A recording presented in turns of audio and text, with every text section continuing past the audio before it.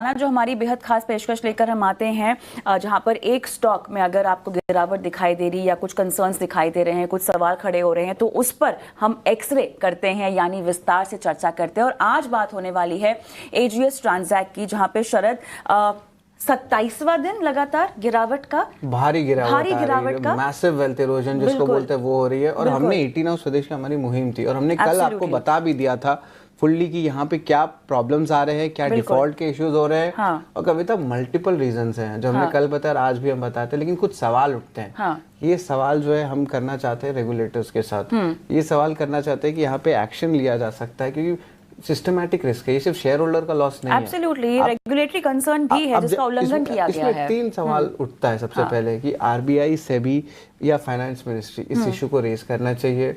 Systematic risk हो रही है, एटीएम ट्रांजैक्शंस नहीं हो रहे हैं, हर जगह रिपोर्ट्स आ रही है, लोगों की कंप्लेंट्स आ रहे हैं कि मेरा एटीएम का ट्रांजैक्शन नहीं हो रहा है। अब सोचिए टियर 2 टियर 3 सिटी में है, वहां पे आप अपने एटीएम ट्रांजैक्शन नहीं कर रहे तो कितना प्रॉब्लम हो रहा है। बड़े शहर में शायद ये प्रॉब्लम ना हो।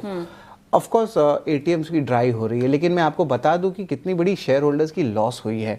यहाँ पे लगभग 90% गिरावट आ गई है 2024 के हाई से। इस महीने देखे तो 65% गिर चुका है स्टॉक। तो शेयर होल्डर्स कारोबार भी देखिए, 38,000 एटीएम का कारोबार है इनका।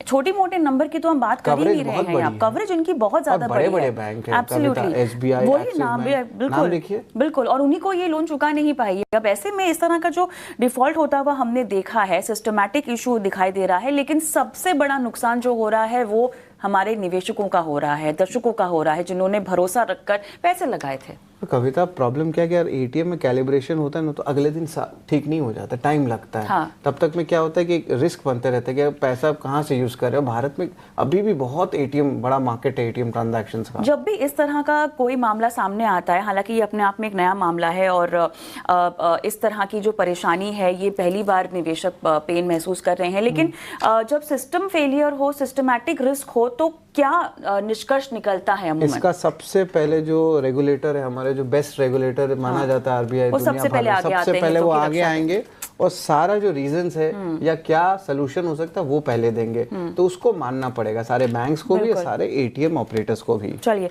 झटपट हमारे जो मेहमान हैं उनसे भी एक सवाल